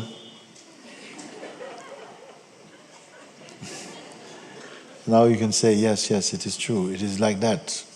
And after all, it is simple enough, actually. It is simple enough. The pointers are clear enough. The only thing maybe is how much there is resistance playing and how much inside we are divided and somehow supporting that division in ourselves. And it is still fine, it is still good, even if you are experiencing such states, that you attend satsang and continue to just to neutralize these negative, toxic thinking and become more relaxed in your being, to the extent that you will understand what is being said without strain and without struggle. You can watch the resistances come up, and you can choose to identify with them or to stay only as the weakness of them. If you stay with the weakness of them, then soon you will lose interest in them, because they have nothing to offer actually.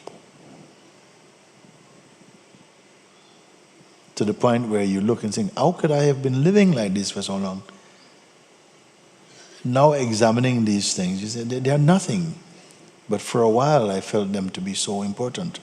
Where their importance came from you, your interest, imagination, belief, desire, fueled and energized these concepts and made them into something. So someone who has really looked and was daring enough to take on the challenge to really go past, the initial resistance that comes from the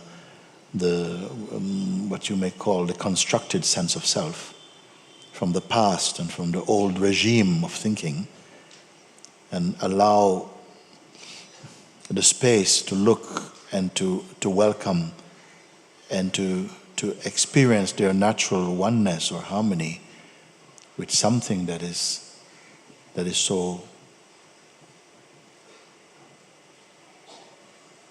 true.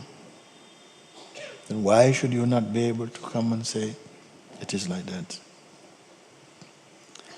And if it's real like that, it will be like that on Monday and Tuesday and Wednesday and Thursday and Friday and Saturday and Sunday and January and February and March and April. And 1 o'clock and 2 o'clock and 3 o'clock and 4. It will not change unless you give it to your mind. Because the mind is unstable by nature. Whatever you see and understand in your heart, that becomes your experience. What you merely believe or imagine will not stay with you, and it will collapse under stress. You will not be able to retain if it's merely a philosophy. But what you have seen inside your heart will remain one with you.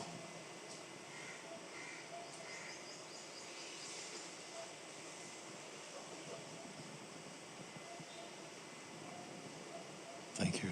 Thank you. Yeah. One more now, and who? I need someone with a grenade question. Who is it? Out of grenades? This one? You? Okay, let me see.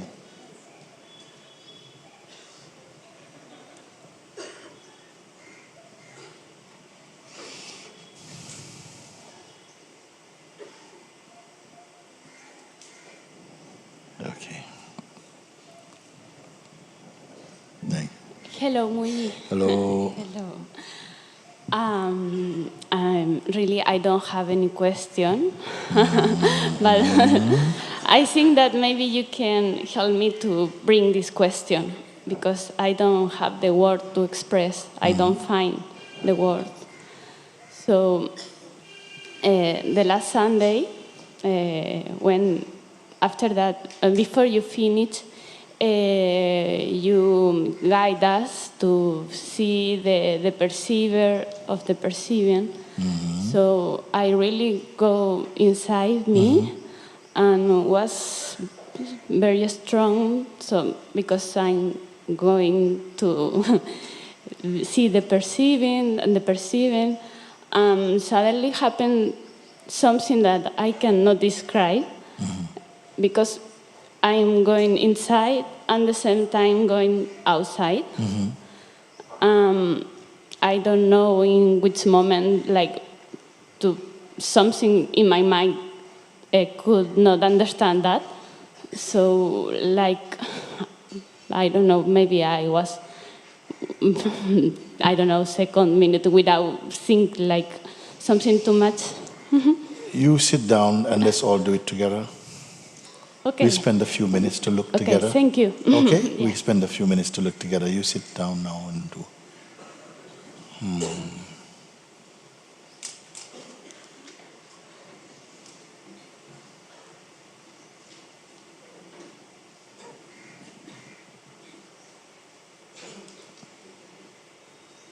You know you're here. Let's begin like that. Every single person here, you know, I am just here. You're just here. You can feel your body. There's no effort to perceive your body. Even without looking at it, you know it is here. You feel yourself as one. Your body and your natural feeling of being. I'm here. You notice the breath moving by itself, unforced. It is just happening.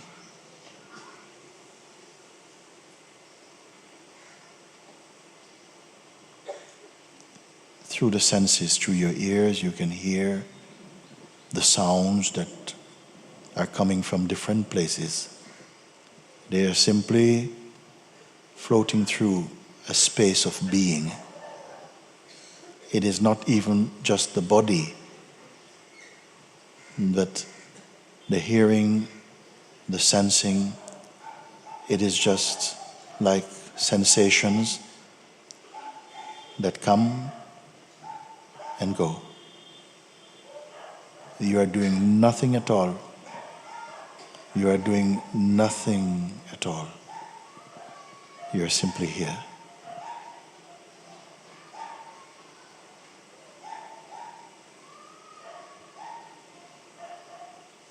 You're not waiting.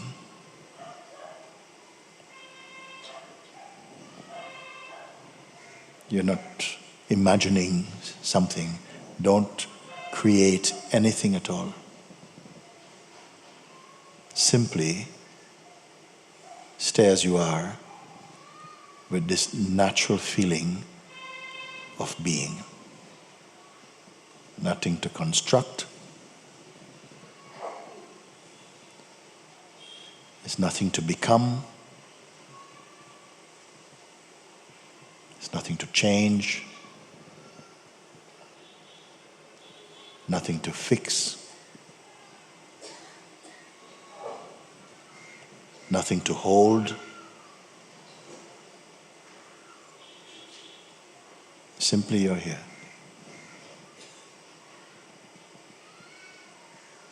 It's most natural.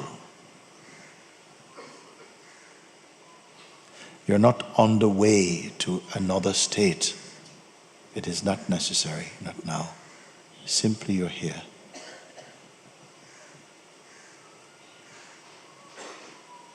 So in this feeling of here-ness and isness,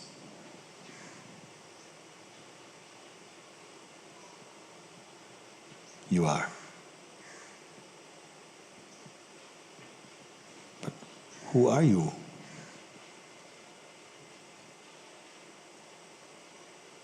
What are you aware of in this moment? Just the sensations that come, that seem external, of sounds. You can feel the temperature around you, maybe the gentle breeze from the fan, but there's nothing to hold on to. You're simply aware.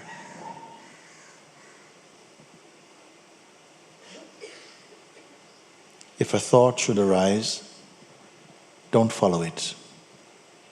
Let it go by itself. It came by itself, and it will go by itself. There's nothing to follow.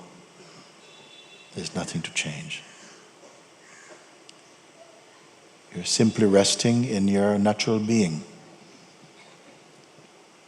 If your hand should move about, it makes no difference to this inner state. It does not move about.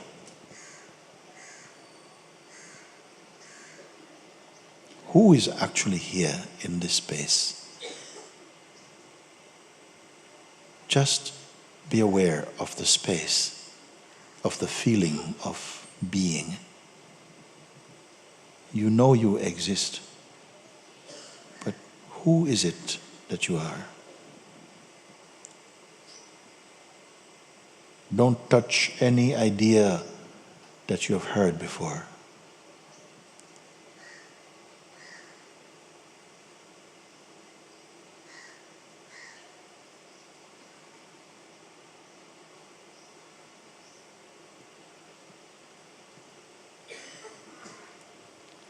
Is yourself an object? The body you are aware of, but the body cannot answer this question.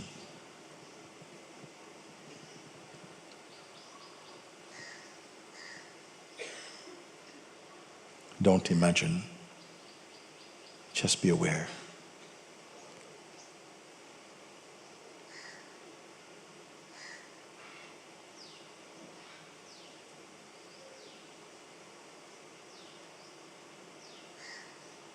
In this inmost place,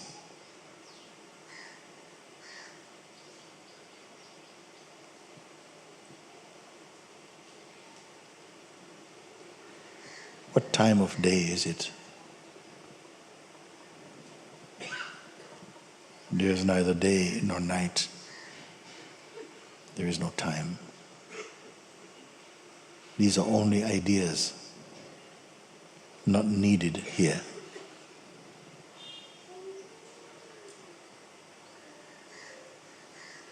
Stay only aware.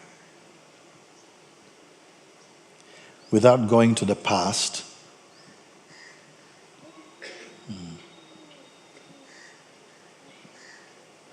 what shape are you?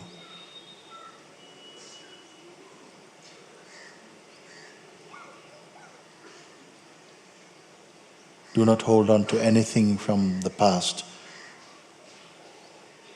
or from mind or any image, because they are not fixed by themselves. They're also sensations only passing, appearing and disappearing in that great space. Cling to nothing at all for a moment. Without associating with any form or any name, are you not still here?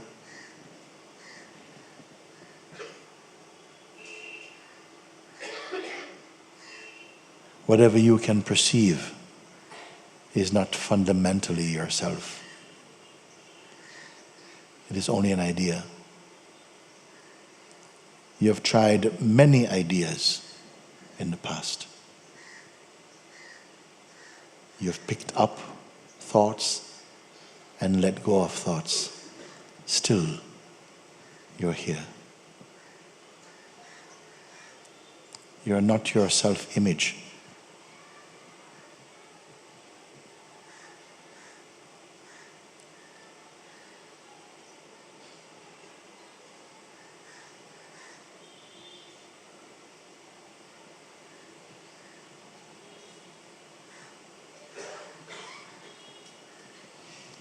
Of course, you can go back and re-engage with the things I've asked you to leave aside for a moment. And why are you asked to leave them aside? To see if without them you exist.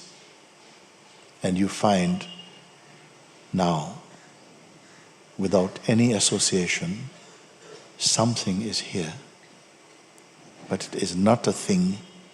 It is not an object. This is what is referred to as your pure self, pure consciousness. All the other things that we speak about is simply the way that it functions.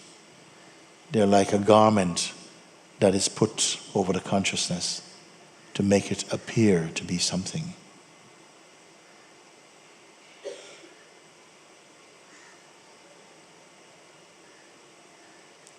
Again, you're not waiting. There's nothing to wait for. Simply pay attention to this expanse of being.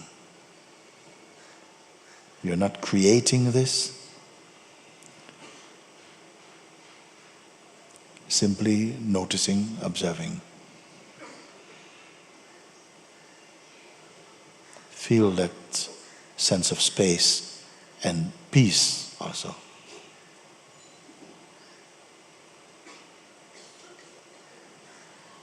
A natural sense of well-being or being well.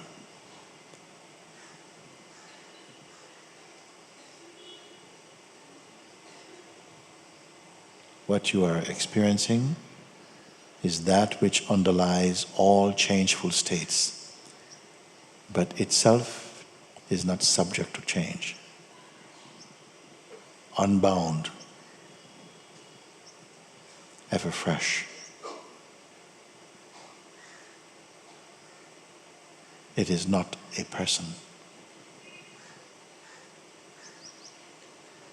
You may call it pure intelligence, formless intelligence, expressing through form.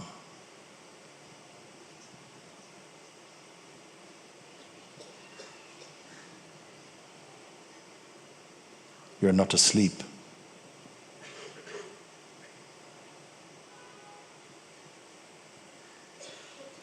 Actions, reactions, interactions are perceived. This interplay of activity cannot register without you, the consciousness in whose light they are perceived. It is already so. Now you're merely being more aware of this.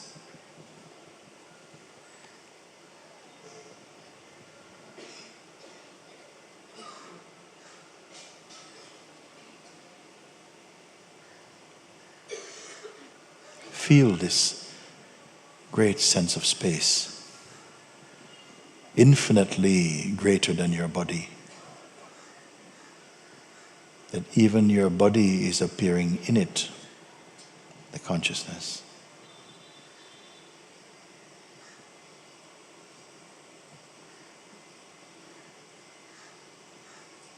See, there is no fear.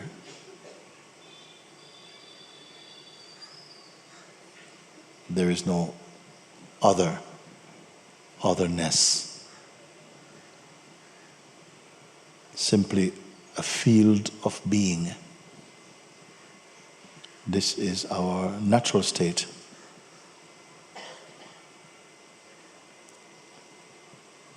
It is not a behavior. It is being. It is not becoming. It underlies becomingness.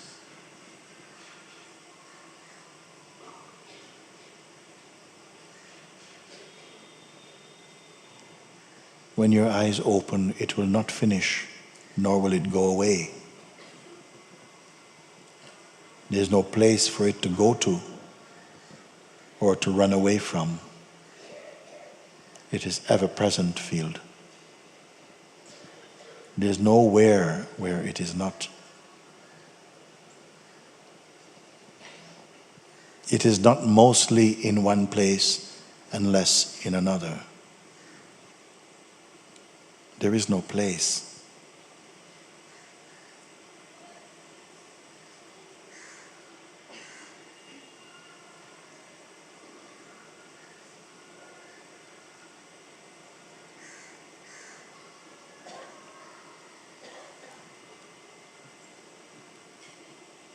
recognizing this, you may go your way, do whatever comes natural and pleases your being.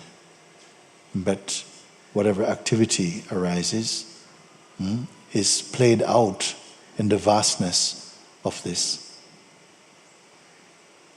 It is undisturbed. It is not actively participating in any function, and yet no function can be without it. It is the womb of existence itself.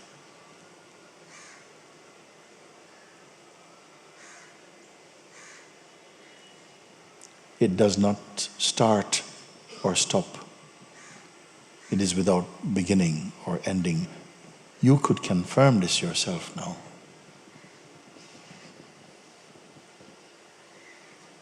This is your formless being.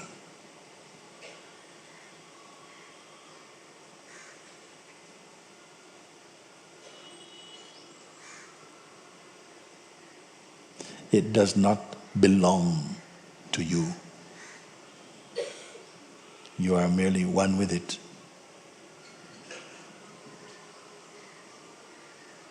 There's really no you and it. It is you.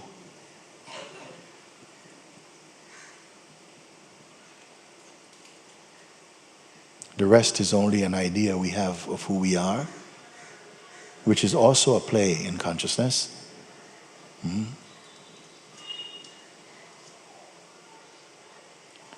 Do not work your mind or stir any thought for now. But if they come, let them happen. Simply don't identify. And observe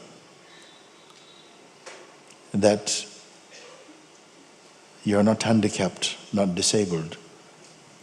The movements of the body may continue, even thoughts may come, nothing will trouble you.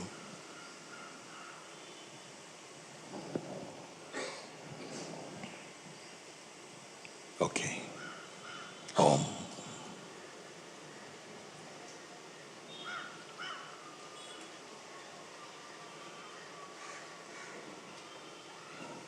Thank you. Good, good, good.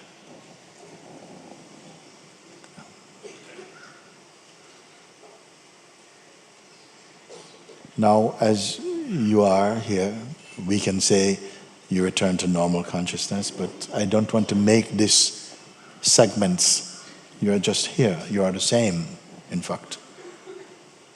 Mind may say, okay, so now that's finished, now what we're going to do next. But you can see that that is merely a thought, a suggestion arising in consciousness. We don't have to pick anything up. Keep quiet within your being. That is not a suppression. That's not a suppressing statement. To remain quiet in your being is a delight in your being. Feel yourself. There is no residential fear in you. All are momentary sensations arising in consciousness.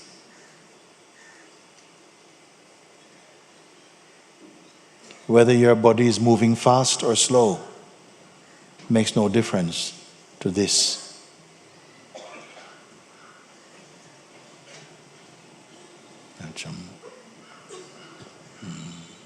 Very good.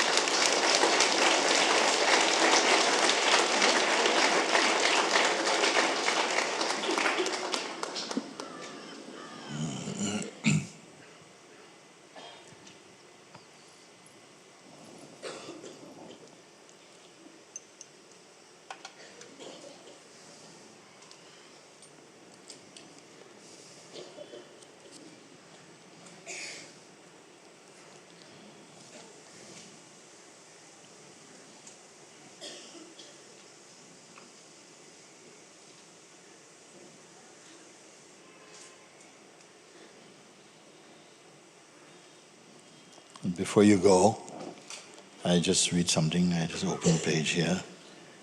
And it is from the Ribhu Gita. And you may find that somehow, beyond the mental listening of it, it may resonate somewhere deeper within you. The sage says, I indeed am of the nature of the mass of bliss. I indeed am of the nature of the pure supreme. I indeed am of the nature of the firm existence. I indeed am of the nature of the divine itself. I indeed am of the nature of the self of all beings. I indeed am of the nature of the serene, supreme one. I indeed am of the nature of the undivided absolute. By such conviction of the one absolute, become liberated. I indeed am of the nature that is devoid of egoity. I indeed am of the nature that is the self. I indeed am of the nature that has nothing of this or that. I indeed am of the nature of the one supreme self. I indeed am of the nature that has nothing such as mine. I indeed am of the nature of the Great One. I indeed am of the nature of the Supreme Brahman. By such conviction of the One Absolute, become liberated.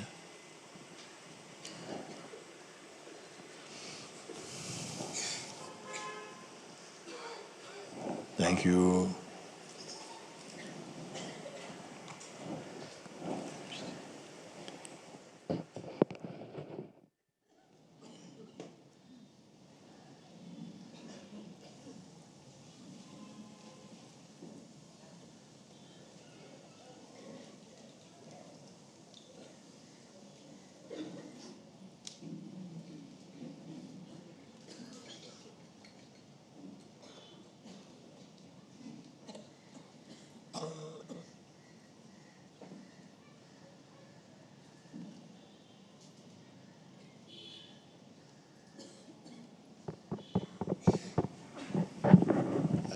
It just came to mind again. We have some friends I met yesterday, some young people from Brooklyn. And I just want to say that I was so touched by meeting you yesterday and just having this short time that we spent together. And I just want to tell you that I think you're great. I love you very much. Thank you.